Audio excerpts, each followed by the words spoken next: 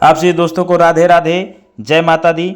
आज हम पहुंच चुके हैं अयोध्या जिले से कुछ ही दूर पर बाबा भीखादास। ऐसे संत का दर्शन कराऊंगा आज आपको, जिनको भगवान शंकर ने स्वयं दर्शन दे करके बोले कि जो है आपके यहाँ जो भी दर्शन करने आएगा, सच्चे दिल से मनोकामना मांगेगा तो उसकी मनोकामना जरूर पूरी होगी। और आपको ऐसे संत का दर्शन करवाने जा रहा हूँ और आप भी जानिए ऐसे संत के बारे में। एक बहुत गरीब टिकई यादव किसान थे। घर में दिन भर कमाते थे, शाम को चूल्हा जलने का रोजी नहीं होता था। उनका धीरे धीरे 3 पन बीत गया। जब चौथा पन लग गया, उनके कोई संतान नहीं हुआ। जो संतान से परेशान बेचारे एक दिन विचार किए बैठे कि घर में अपने उपरोहित से विचार करूं क्या, हमारे नसीब में कोई संतान औलाद है। टिकई बाबा अपने उपरोहित, अपने पंडित, अपने गुरु जी के यहाँ पहुँच गए और रो रो करके बोले कि महाराज मेरे भी नसीब में कोई चिराग है। तो पंडित जी हाथ देखा तो बोले आप यज्ञ करवाइए। तो सब उपरोहित मिल करके बाबा जी के यहाँ यज्ञ करवाए।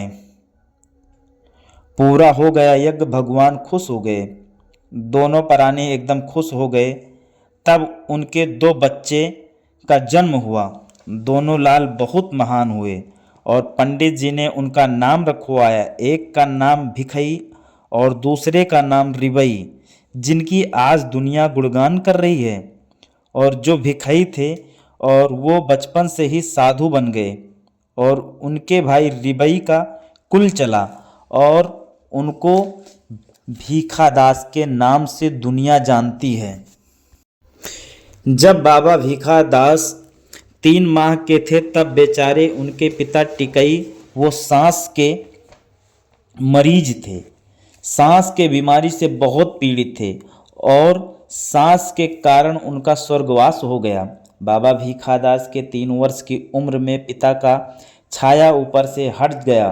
बाबा भीखादास की माताजी बहुत परेशान हो गई क्योंकि दोनों बच्चे बहुत छोटे थे, गरीबी बहुत थी। बाबा के पूरे घर के सहारा और उनके पिताजी ही थे।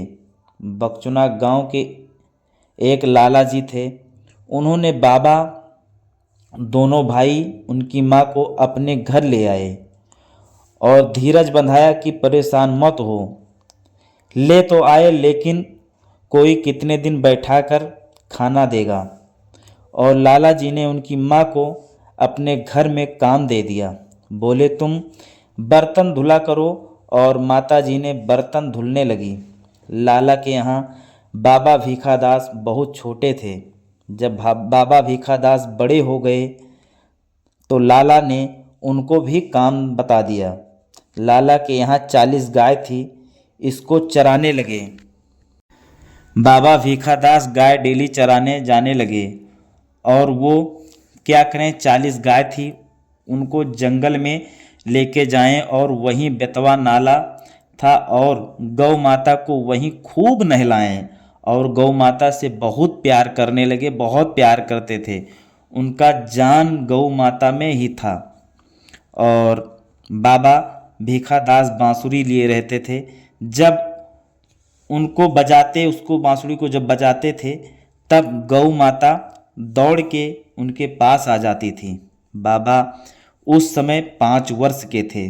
5 वर्ष की अवस्था में हरि से ध्यान, भगवान से ध्यान लगा लिया था और ग्वाल बाल संग गाय चराने जाते थे और शाम को घर आते थे। जब रात हो जाती, शाम हो जाता तो घर आते थे और जैसे उनकी माँ देखती थी दौड़कर अपने गले से लगा लेती थी, क्योंकि बाबा का बचपन था। बाबा 5 वर्ष के थे और जब बाबा गाय चराने जाते तो उनके साथ में ग्वाल बाल बहुत रहते थे। और एक दिन बाबा भीखादास गुल्ली डंडा खेल रहे थे, तभी आपस में लड़ाई हो गई। तभी सारे ग्वाल मिलकर बाबा को बोरा में भरकर बेतवा की बहते हुए धार, बहते हुए पानी में बाबा को फेंक दिया।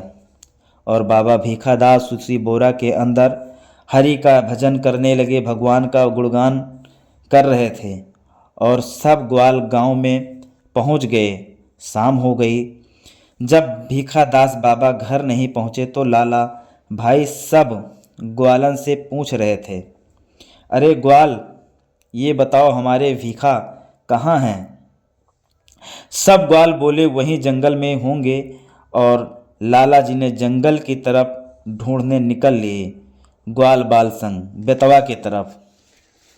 जब वहां पहुंचे तो ग्वाला सब चकित हो गए।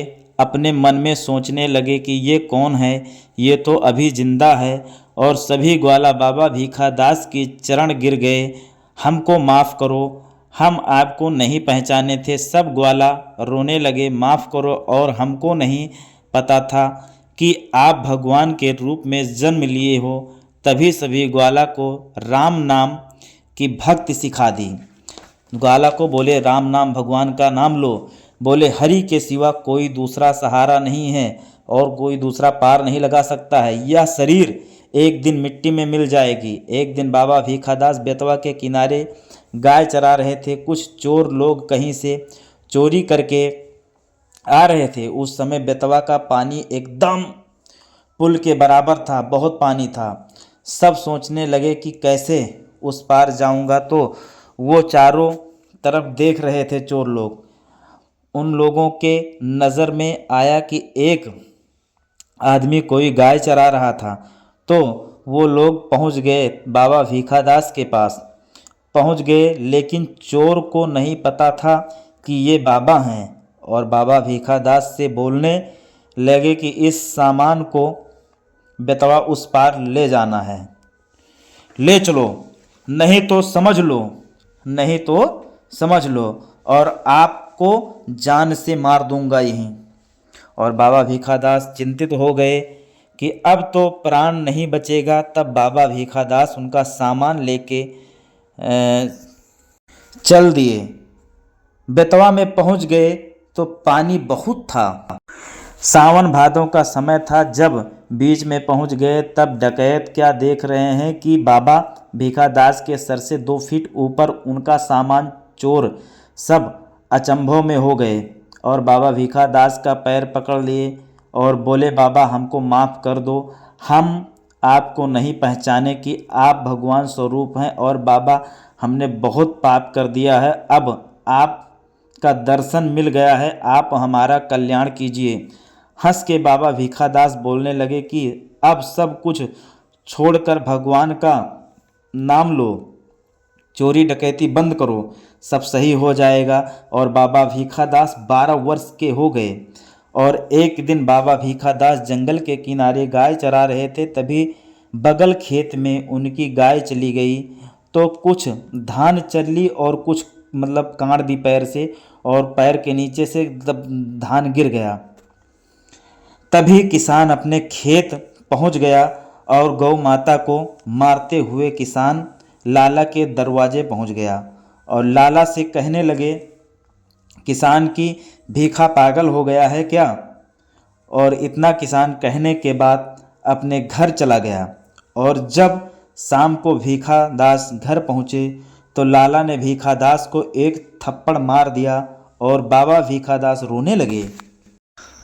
और रोते हुए जहाँ पर गौ माता का गौशाला था वहाँ पहुँच गए और गौ माता से बोलने लगे कि माता, आप मेरी वजह से इतनी मारी गई हैं। और बाबा भीखादास माता जी का पैर पीठ दबाने लगे और रोने लगे।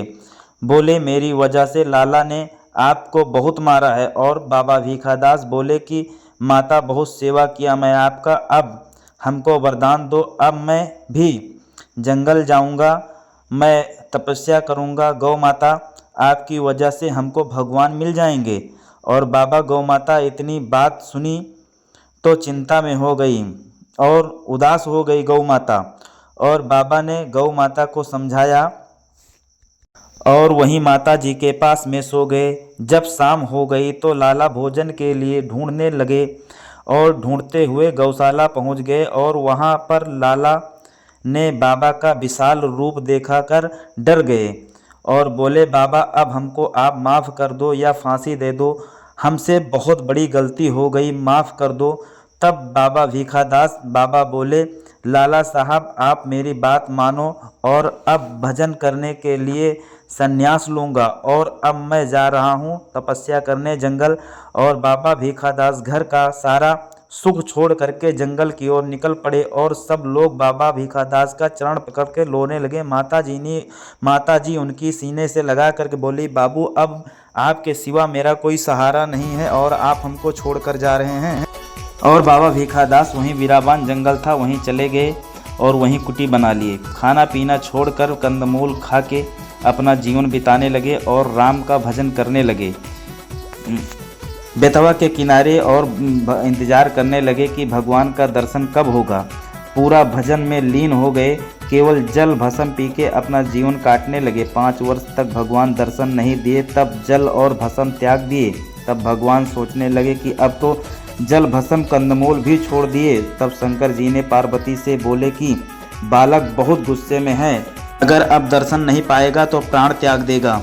तब भगवान ने आकाशवाणी किया कि भीखा क्यों परेशान हो, आप तपस्या करो, मैं आपका कल्याण करूंगा। इतना कहने के बाद में भोले बाबा अंतर्ध्यान हो गए और बाबा भीखादास खुश हो गए कि भगवान हम आपका दर्शन पा गए। तब से प्रभु की आस लग गई। तब से भिखाई से भीखादास हो गए। बाबा भीखादास जी महाराज की जय हो।